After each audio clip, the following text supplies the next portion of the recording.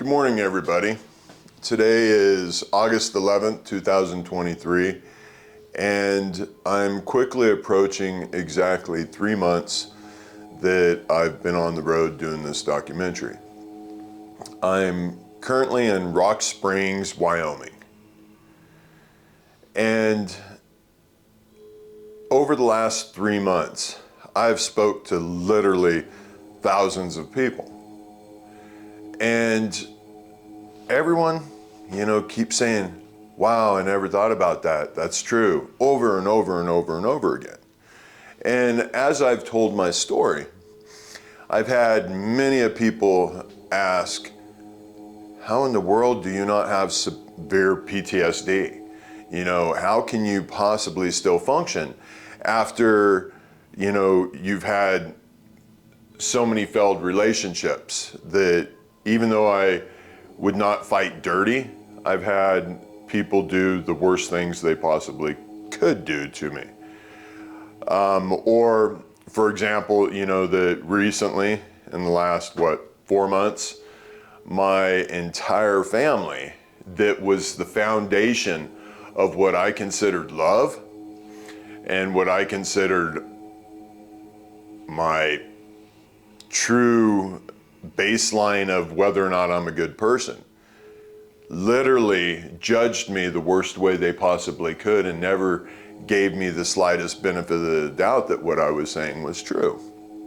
Or you could look at Ashley, that the first person in this world I truly gave what I considered unconditional, undeserving love to, not once, but twice tried to destroy every single thing that brought me any pleasure in this world. But when you look at my time in Ukraine, where the worst possible experience one can even imagine, or you look at going through SEER school, level C, how traumatic that potentially could be, or my childhood, or all these negative things that have taken place in my life while I was in the illusion pile up, quite a lot, as you guys have seen all my laundry, if you will. But ultimately, the way I have been able to keep moving forward, the way I've been able to not let this constantly weigh me down and tear me apart and make me sit and spin my wheels in the mud, if you will, is because I constantly remind myself, this isn't my shit. I mean, literally. If you are, say, hurt by somebody in the illusion, somebody does something to you that hurts you terribly. First off, you have to remember, you are the only person in the world that has that exact perception of what took place. For example, for myself, when I'm in Ukraine, when I saw something horrendous happening to an infant, what I had to remind myself is, I don't know what is in their minds, the ones that were doing it. And ultimately, I had to remind myself that how can I possibly judge them unless I know the whole story? It makes sense, right? I mean, sure, there's horrendous things that all of us know is just wrong. That's your soul talking. And we all know that there are people amongst us that are just downright evil. I mean, hey, if you're religious, even the Bible says it. There's ones of us that have demons within us that have totally taken control of them to where they're incapable of feeling any guilt. I mean, I got a couple of them in my past, not one recently, that is literally incapable of even apologizing for trying to destroy everything that's good that brought me pleasure in my life in the illusion twice. Can't even acknowledge the fact that it was wrong. Can't even apologize. Can't even close that chapter. Because life, I believe, had been so torturous to her at that point, up to that point in life, that she's incapable of understanding that what she's doing is wrong. Now, when I look backwards, because, hey, I have every ounce of memories of all the positive and the negative that has taken place in my life.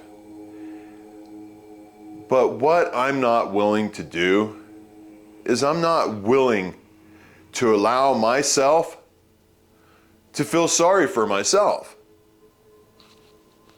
Why would I? I love myself.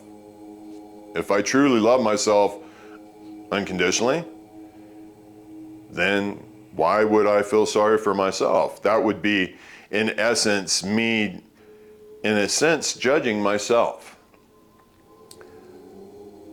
So ultimately, I came to the conclusion, and hey, trust me, as I've been driving around the United States these 3 months and talking to people, driving time, I've had a tremendous amount of knowing or a tremendous amount of reflection for myself, which has been healing. And that's what all of us need to do, is when we truly are hurting, we need to step back and reflect and get centered so that we can become one with our own truths. And one thing that we have to always remind ourselves is that if we keep asking the question in our illusion of why, like, why did this person do this to me? Why won't God answer me? Why? Well, guess what? You are never going to get a definite answer. That is in my opinion, that for me, it's not a question that can be answered because there's too many variables in it. But if I always ask myself, how? For example, how could my mother have acted the way she did? Well, all I have to do is give her the benefit of the doubt that she did the best she could do with what she had in her illusion. Or if you've had somebody that has been physically abusive in your life, ask, how could they do this to me when they say they love me? Well, take a look at what's taken place in their illusion. A lot of times they were beat as a child, or they've experienced a tremendous amount of trauma. And their brain, their 10% of their brain, their illusion, has never been able to work past that event. I mean, post-traumatic stress disorder. But you can. Every single one of us that are depressed, every single one of us that have what we love to put titles on because the negative reflecting on the negative, every one of us that have PTSD, every one of us that have suffered severe physical trauma, all of these things, realize these are negative memories in your brain, and why you keep stumbling over them and having a rough time in life is because your brain, your illusion, your 10%, is still trying to protect you so that you never have to experience this trauma again. In essence, your brain is feeling sorry for itself out of protection for you. But if you truly want love in your life, if you truly want the love that you perceive as the true love that you deserve, the first thing you have to do is you have to step back and realize nobody in the world can love you exactly the way you feel you deserve to be loved. I mean, sure, there's an entity in this world that can, but not another living human being will ever truly love you exactly how you feel you deserve to be loved. Because not a single human being in this world has the exact same perception, the exact same illusion that you've had in your life. Think about that. I mean, it makes sense, right? So, the only person in the world that can actually love you the way you feel you deserve to be loved is you. I mean, the strongest source of energy is in your heart. You guys know that.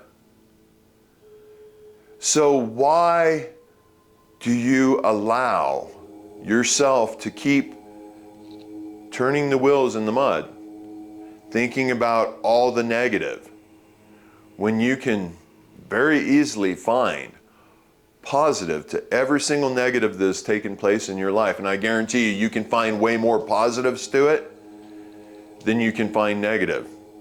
I've had people test me on that by bringing up the trauma that's happened in their life. I mean, from death of a loved one to, you know, as horrible as it is being raped and so on. And every single time, the person I was talking to, by the time I got done pointing out all the positives, they were like, holy shit, I never stopped and thought about that.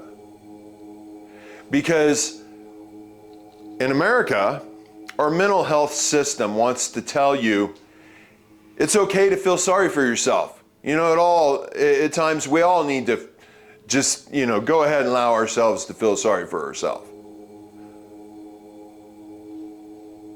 Wait a minute. Why would we say that? Why would we say that it's okay to feel sorry for ourselves? Because we know if we're feeling sorry for ourselves, it's bringing us down. It's negative. If you do not allow yourself to feel sorry for yourself by simply finding the positive in every single negative, your ability becomes limitless. You know, as I've been purging all the negative, as I've been waking up, oh, I've cried.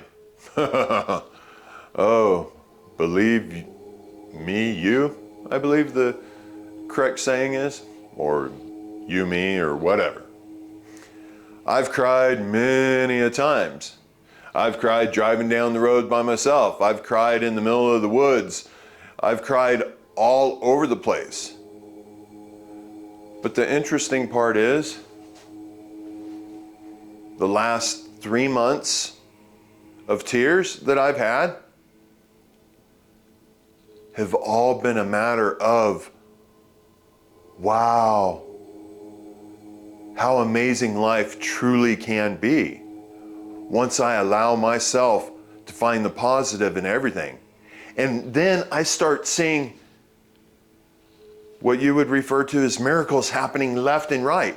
You can see them everywhere. Recently, I was at a cafe in, it doesn't even matter where.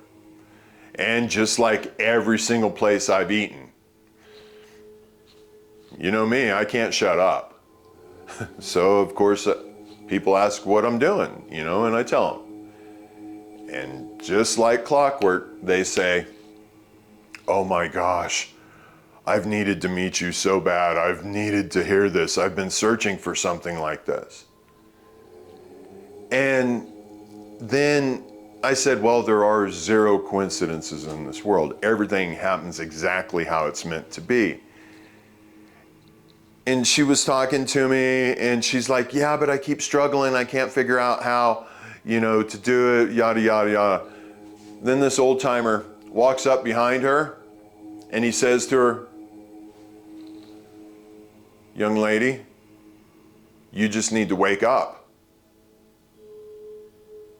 And she looked at me with a blank face, almost to say, how in the world did this just happen? Because this person just walked in from outside. Because all of what you seek in your heart, what you seek within your God, is in front of you everywhere you look. But the reason why you can't see it is because you're always looking at the negative first. If you force yourself to find the positive, you'll start realizing you have been getting everything you have been asking for.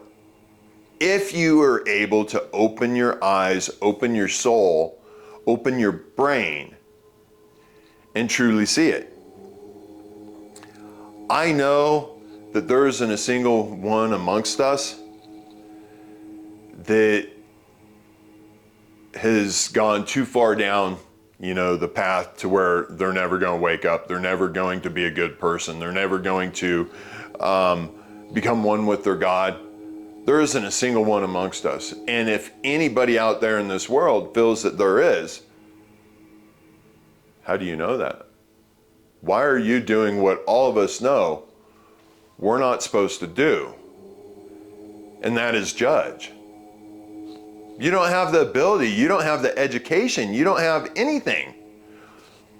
Because you don't know their illusion. You don't know their perception of how their life has transpired. Granted, tons of us, like I said before, will never wake up. Because we have all been given a choice.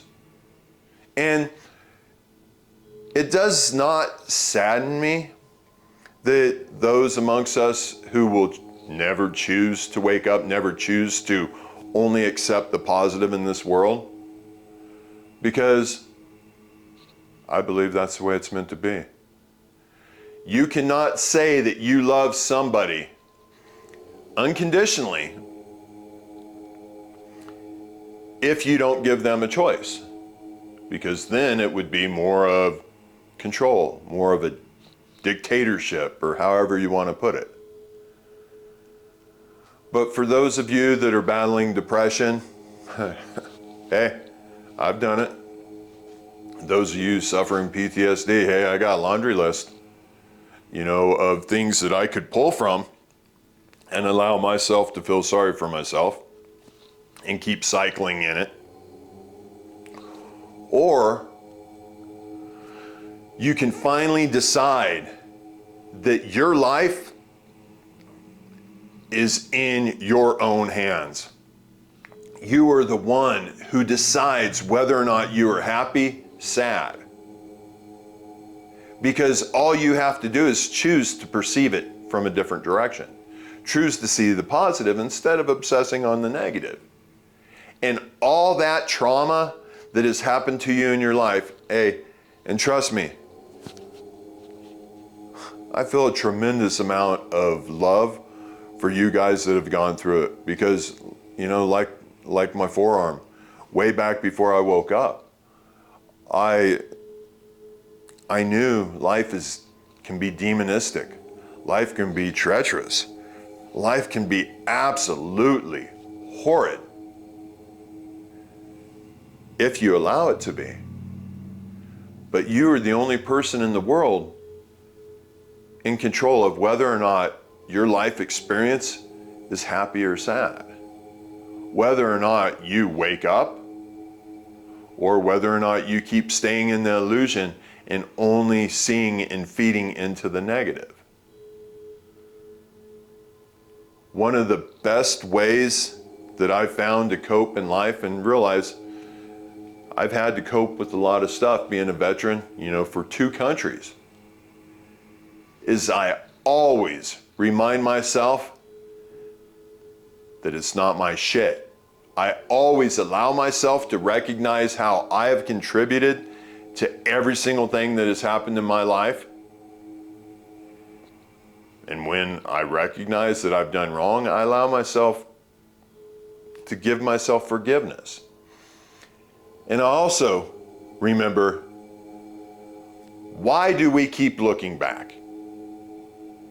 I mean, as I'm driving around the United States, going along the bottom up to the top, and now I'm headed back to Oregon. Ironically, it will be exactly 3 months I've been on the road when I get there. As I'm driving towards the East Coast, one would say, wow, you're time traveling forward, because time keeps speeding up. And then as I'm going back, you could say, wow, time is actually slowing down, because I keep crossing all the time zones that, move it a little bit further and further back. Time is of the illusion. You have the ability to stop your own time and let go of all the negative. And the best way to do that is to remember, hey, that's water downstream. Why do you keep trying to hang on to the past when all it's doing is hurting you? Please allow yourself to recognize that any negative in your life is truly feeling sorry for yourself. And also, anybody that hurts you, 9 times out of 10, they haven't gained the least bit of consciousness. That's why they've hurt you. I love you guys, and I hope you have a great day. Bye-bye.